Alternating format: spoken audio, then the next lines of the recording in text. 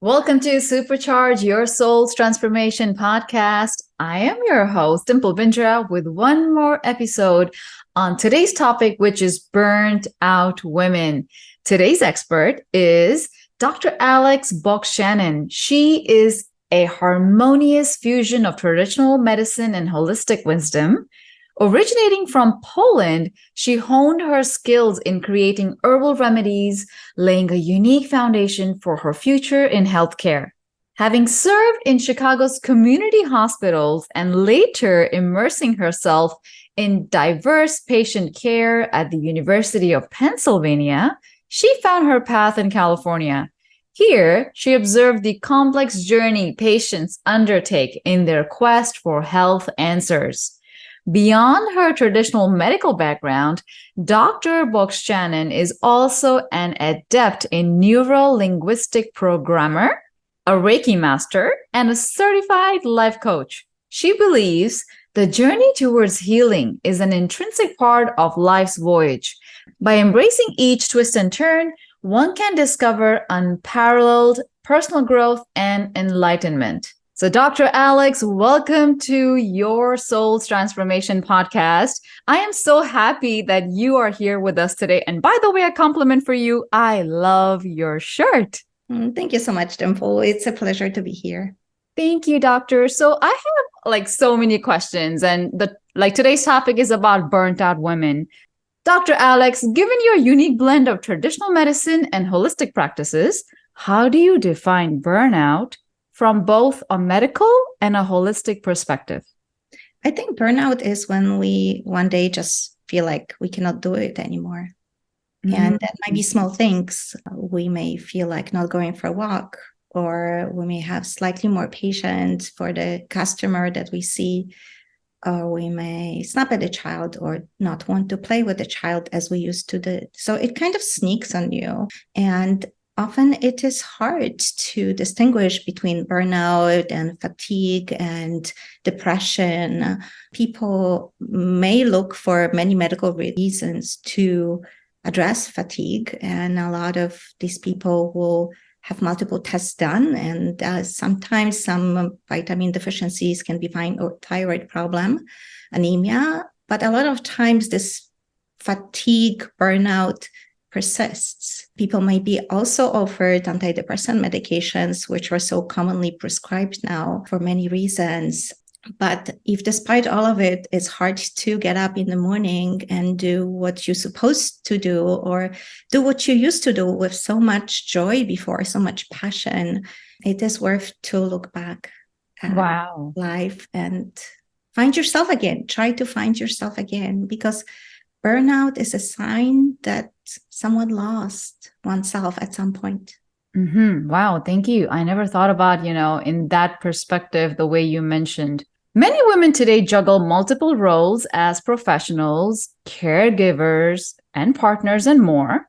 In your experience, how do these multifaceted responsibilities contribute to burnout in women? I think historically, as you said, historically or by nature, we're supposed to be supported. Yes. If we lived a while back, not necessarily in a tribe, but even, in a village, the woman would become pregnant. She would have a child. She will be surrounded by other females. She would not necessarily need her partner to be that supportive, because there will be aunties and sisters, moms and grandmas surrounding her, giving her time to cherish what she is experiencing, what is the most important. Now someone becomes a mom, and some moms would get only 6 weeks of time off. There is the new institution of also paternity leave, where, thank God, there is help. Because help, it's not only physical, help is emotional. Help is knowing that you can actually leave the house for 30 minutes and do something for yourself, and know that your child is loved and safe and taken care of. So I think going back to the question is because we try to do it all. Mm-hmm. And a lot of times we try to do it all with very little support from the community. Mm-hmm. That makes total sense, because nowadays, even half of my clients, they feel like, oh, their husband is not helping them with their kids, or they mention that I live in a joint family, but I am the only person who's taking care of the kids, and they have to go to work and they gotta do cooking and cleaning, which is kind of like, I feel back in the days it was better, correct? Because they had more support. What do you say? So studies show that people actually live the longest life if they have the community support. So people can be drinking, smoking, doing everything that we consider risk for shortening the life. But if they are ingrained in a meaningful community life, that's actually productive and overrides the risk factors. Oh, wow. That is great for our listeners. So women listeners, you need to understand what Dr. Alex is trying to say. You gotta find that community that can support you, especially when it comes to kids, right? So I think when it comes from the heart, that's the most meaningful. Even like in the coaching world, what is recommended now is creating pods.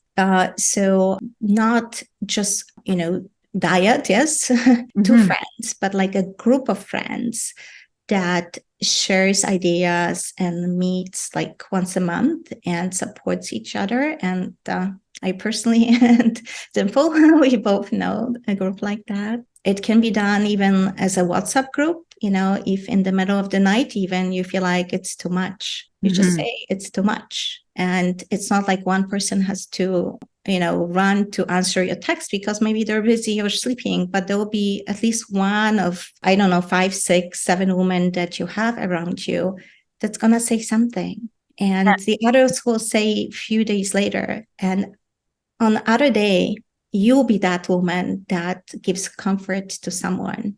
So I think it's hard sometimes to ask specific person for a specific favor, like, can you drop my kids off for me? But if one can just say, girls, I need really help for 2 hours next Thursday. Is there anyone who could help me with that? I'll be happy to pay back. That's different relationship. So Dr. Alex, also known as Dr. Ola, is one of my very, very, very, very good friends.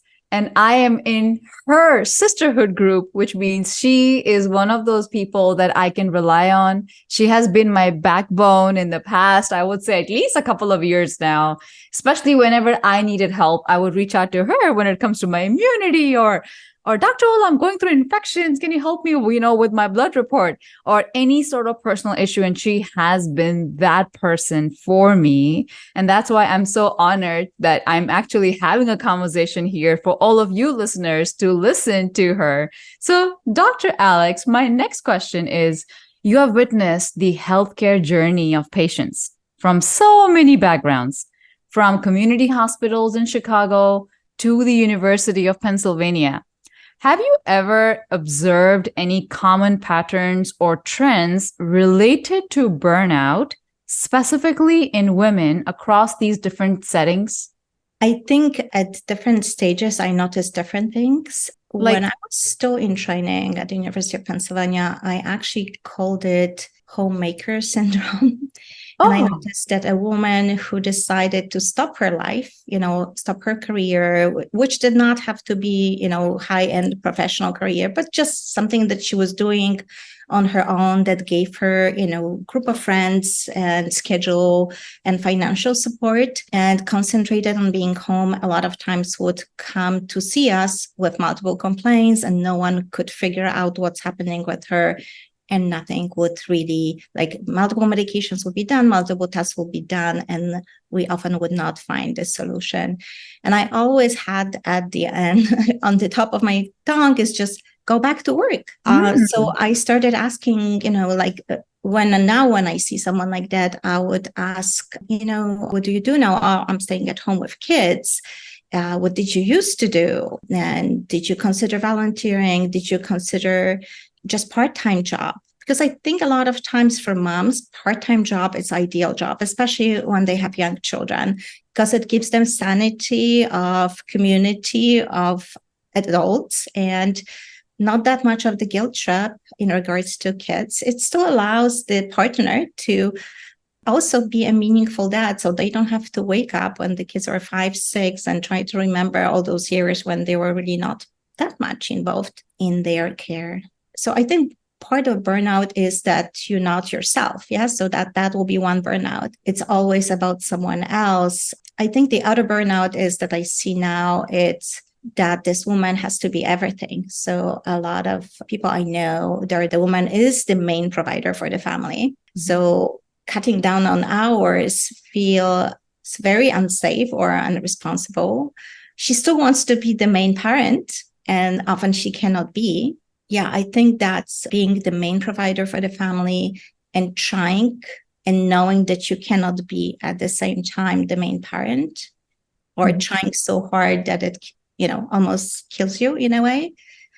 Yeah, that will be what I see the most now. Interesting. Okay. So drawing from knowledge in NLP and life coaching, are there any cognitive or behavioral patterns that might predispose women to experience any burnout?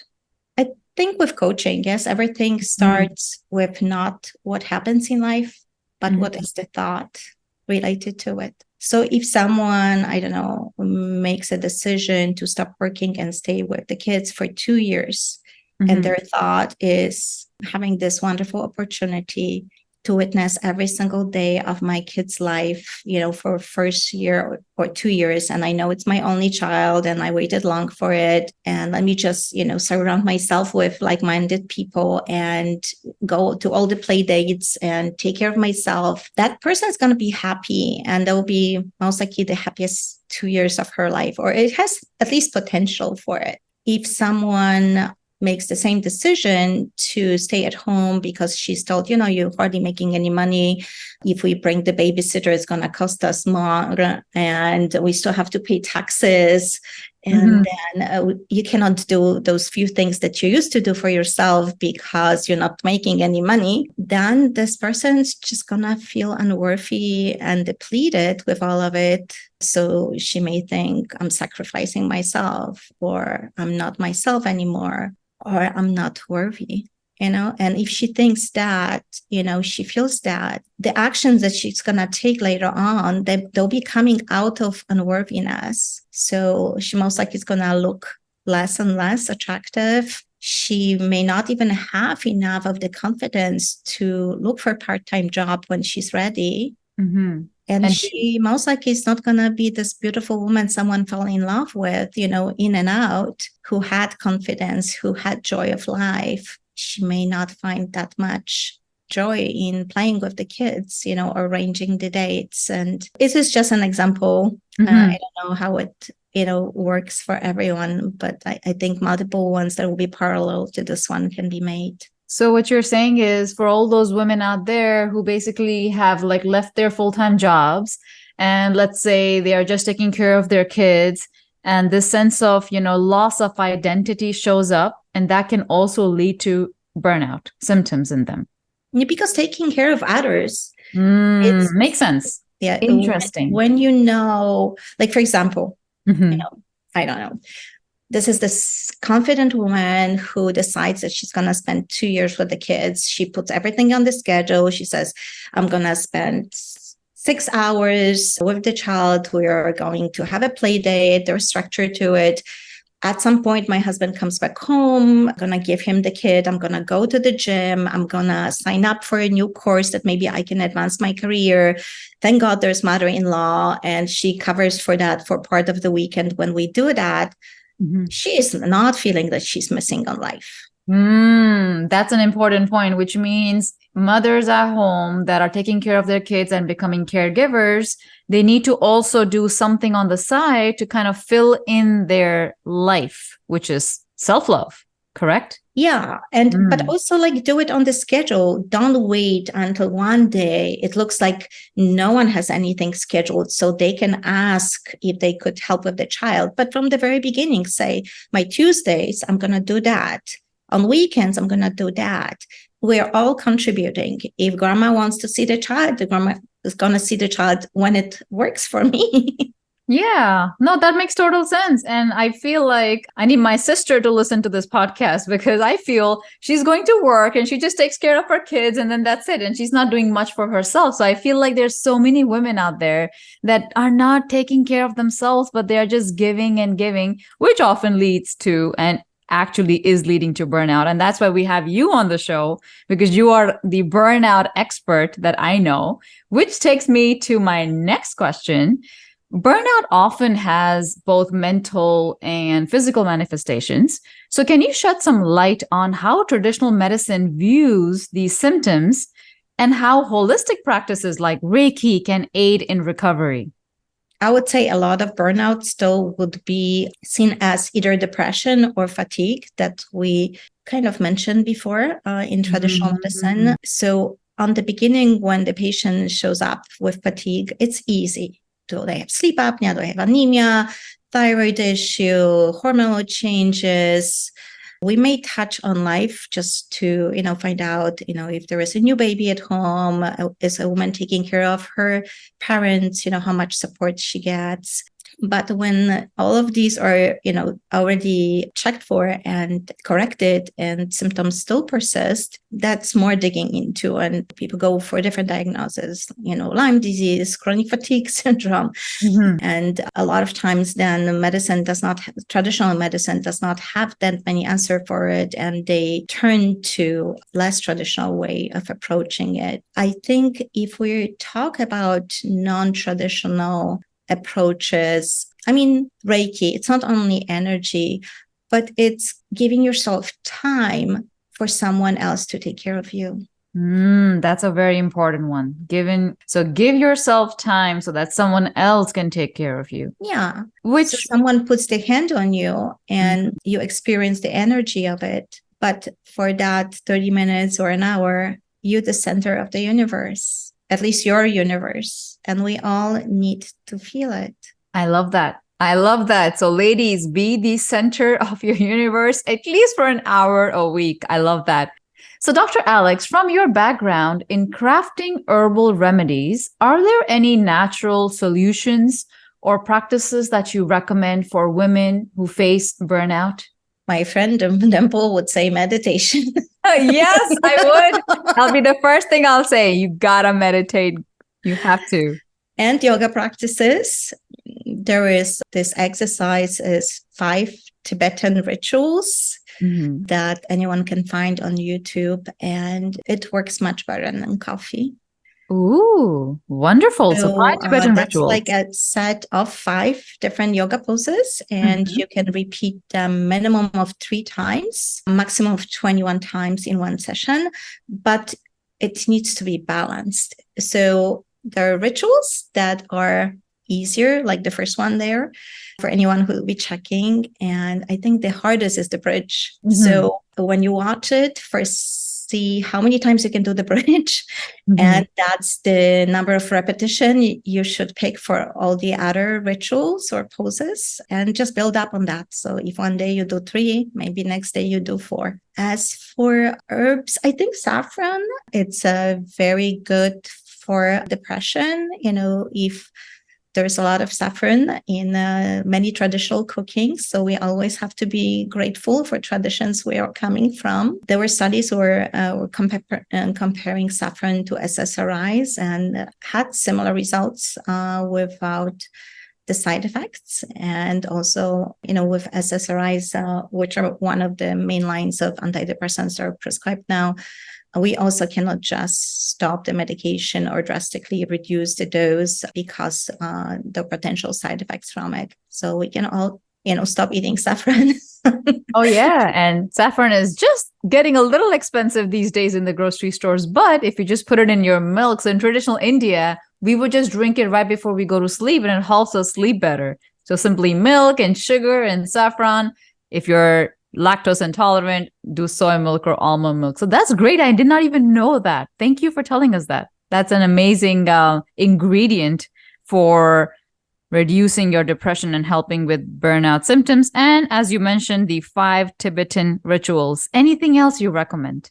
Vitamin D is very famous. Almost everyone now is taking some. So it is both good for energy level and for depression and many other issues that people have. I would say it's important to remember that it's not only about meeting the lowest normal level when you use the supplementation. When you feel like you need it, you may want to reach like mid-normal level. So if your doctor does the blood work, and for example, most of the labs would read that level up to 20 is abnormal, it's low, and above that is normal. But then the top normal is 79, and I know it used to be even over 100, depending on the lab. You may want to find yourself somewhere in 40s or 50s, depending how well you respond to that supplementation, especially in preparation for winter time.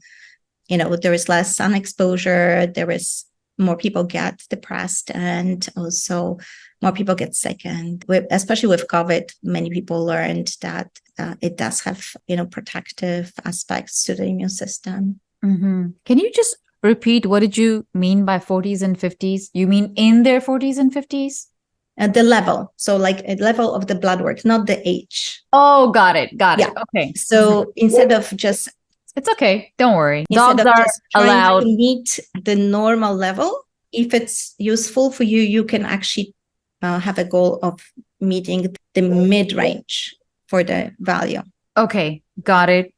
All right. That makes total sense. And then I'm very curious about this next question. What role does societal expectation and cultural perspective play in burnout among women, especially considering your experiences from Poland and the United States? Is it a difference in women? Like, is there a lifestyle difference or expectations in Poland versus being in the United States?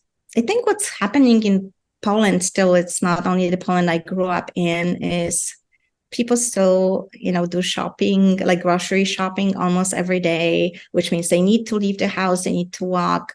Most people still use public transportation. Elderly are mobile, they're totally mobile. So there are people in the 80s, even 90s, that they can just live totally independently without use of the car. And so like, for example, where my parents live, they live in an apartment building, and just across the street, there is a large grocery store.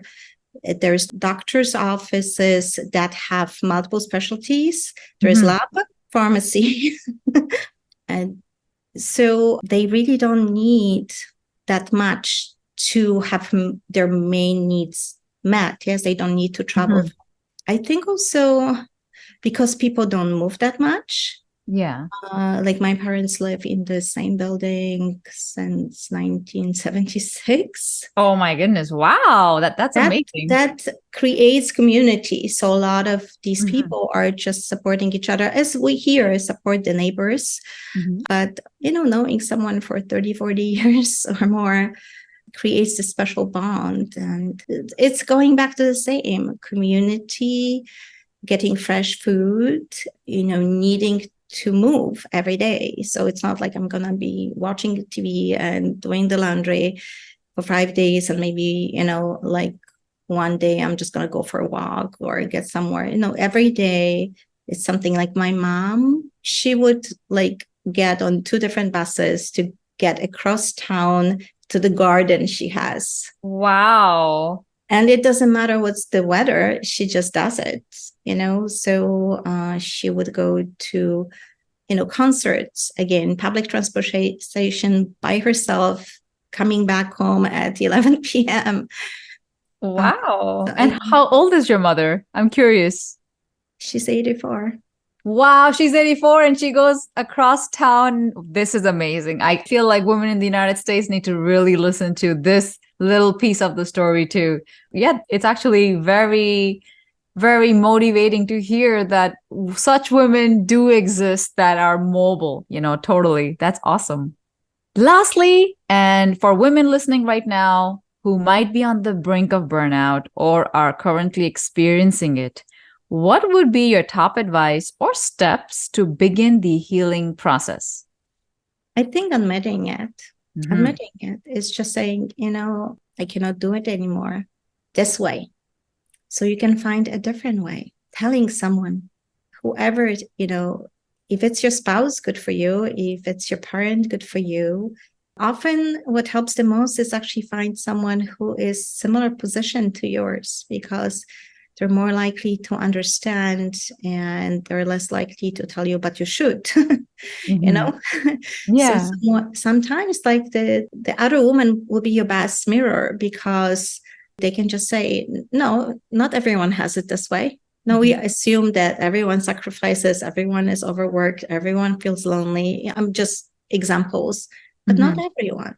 And then if you know someone who's different, or you think they're different, yes, like you perceive them as this person who is doing it all, talk to them, because maybe it's not true, or maybe they do have the secret sauce. Makes sense. So like basically ask them on what steps have they done so that you could heal from their perspective. Because it is easier often to borrow the solution from someone that you know. It's not someone there on the other planet who makes it perfect, but it's the same friend you went to high school who, not always had the homework done. Whatever you know about them, they don't have to be perfect to live the life that is meaningful for them. This is amazing. Thank you. All I can say is when I felt burnout symptoms, this is like years ago when I was teaching almost 80 yoga classes a week, working 7 days a week. Did not know, because I had no other life. I just had to go to teach yoga, come back home, go to teach. So one day I'm like, oh my goodness, I cannot be in the next downward dog position anymore. So all I did was I literally went in and I said, from now on, I was still teaching, but I said to my students, from now on, I'm just going to speak and you all are going to do yoga by yourself. Because I was literally showing them how to go into the pose every time. And I'm like, I'm doing like 1,000 downward dogs a day. So that was my first step. I just literally said, that's it, guys. I cannot do this anymore. Whoever wants to come demo, come to the front of the class, or I would pick the best student and then they would demo it. And I was like, oh my God, what a relief. I'm just speaking and this is good enough. So that's what I would do, which exactly is what you're saying. Just admit it, that you are feeling burnt out.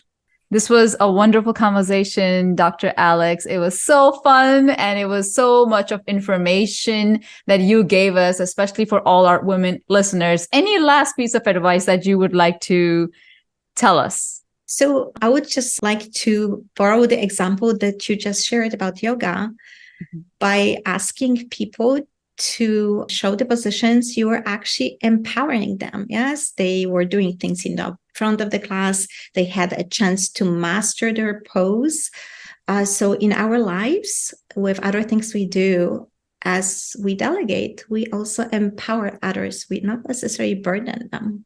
Wow. Yeah. Or we can make them feel special too. That makes total sense. It's like, so women need to go and ask them for help instead of thinking, oh my God, I don't want to ask anybody. What are they going to think of me? Because, we play all these stories in our mind and we don't even go ask, and we do it all. Like I was one of them, super hyper independent.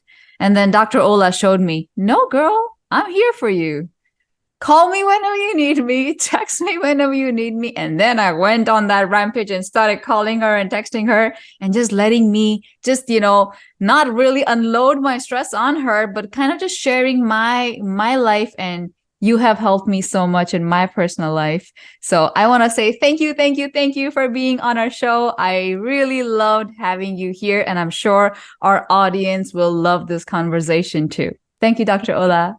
Thank you so much, Dimple. Thank you, everyone. You're never alone. You're never alone. Just find the other soul for you. Many souls, at least 5. Thank you. This is great. Find 5 souls, everyone, starting today. And just remember, metamorphosis, not medication. Namaste.